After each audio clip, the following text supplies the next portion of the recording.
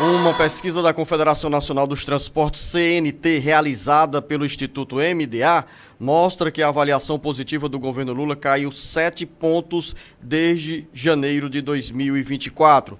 Mais informações agora com Carlos Silva. Uma pesquisa do Instituto MDA, encomendada pela CNT, Confederação Nacional do Transporte, e divulgada nesta terça-feira, mostra que entre janeiro e novembro deste ano, a avaliação positiva do governo do presidente Lula caiu 7,2 pontos. Os números dão mais um sinal sobre a reavaliação que os articuladores políticos do Palácio do Planalto precisam fazer para reconquistar apoio popular. O PT, partido do presidente Lula, saiu das urnas com apenas 252 prefeitos em todo o Brasil, sendo apenas uma capital, Fortaleza, com Evandro Leitão. A vitória em Fortaleza mostrou a força eleitoral do ministro da Educação, Camilo Santana, que passou a ser referência nacional no PT. Camilo tem defendido que o governo assuma uma linha de humildade para reconhecer erros e corrigir rumos para se reaproximar dos mais pobres. Os números da pesquisa reforçam ainda mais a tese defendida pelo ministro da Educação. Segundo a pesquisa MDA, 35,5% dos brasileiros consideram a gestão Lula ótima ou boa. Em maio, esse percentual era de 37,4%, mas em janeiro, o índice que considerava o governo ótimo ou bom chegou a 32,7%.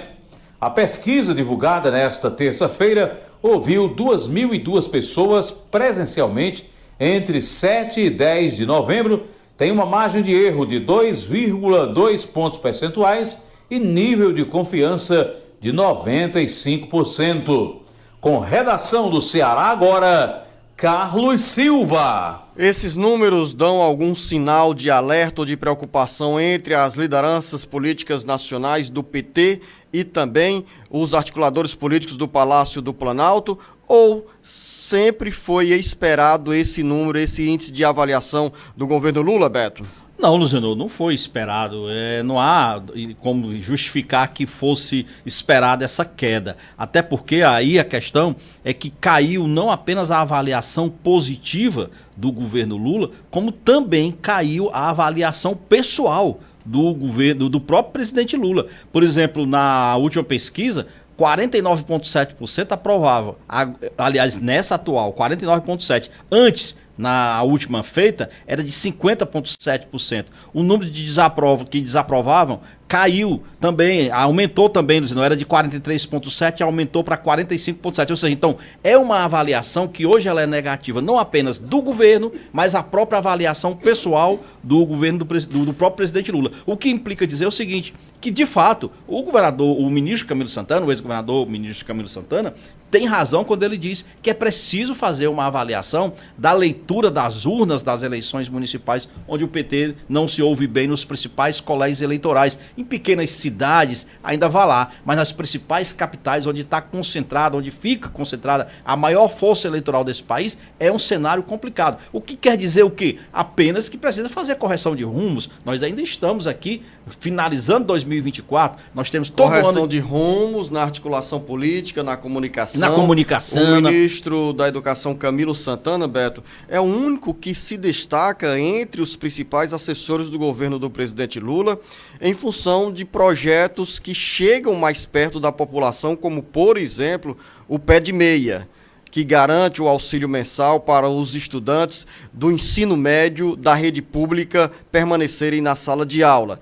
O auxílio mensal de R$200 e ao longo dos 3 anos, para os alunos que conseguirem concluir o ensino médio, a poupança chegará a pelo menos R$ 9.200. Um programa, Beto, que começou a fazer efeito com a presença expressiva dos estudantes nesse Enem, que acabou de ser concluído e que terá reflexo também na queda brusca da evasão escolar a partir de 2025. Ou seja, a educação sustenta hoje os dados positivos, os fatos mais positivos nesse Lula 3, no terceiro governo do presidente Lula. E aí você pega, Luciano, o seguinte, na saúde, por exemplo, tem um levantamento que mostra exatamente o oposto, um fato extremamente negativo, um raio-x que foi feito, inédito, divulgado pelo jornal o Globo de hoje, mostrando exatamente um levantamento de que houve um número de perda de 58 milhões e 700 mil doses de vacinas desde 2023, ou seja,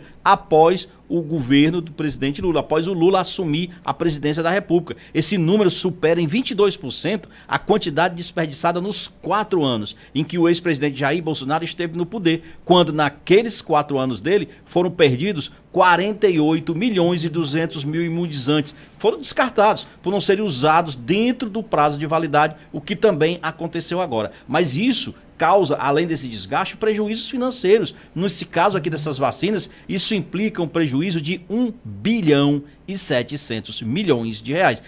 No maior parte dessas vacinas, é bom que se diga, são vacinas para Covid, mas não importa, são imunizantes.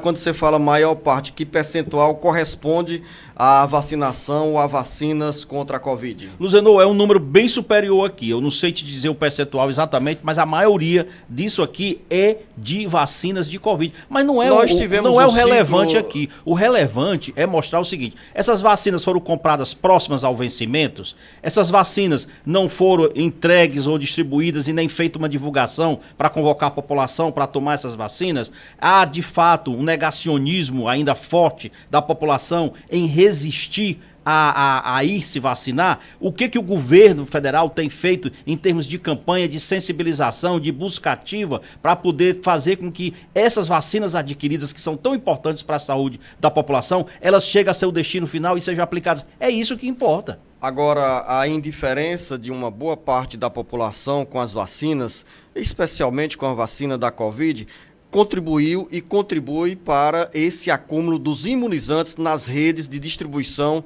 dessas vacinas, sejam postos de saúde do governo federal, dos governos estaduais ou dos governos municipais.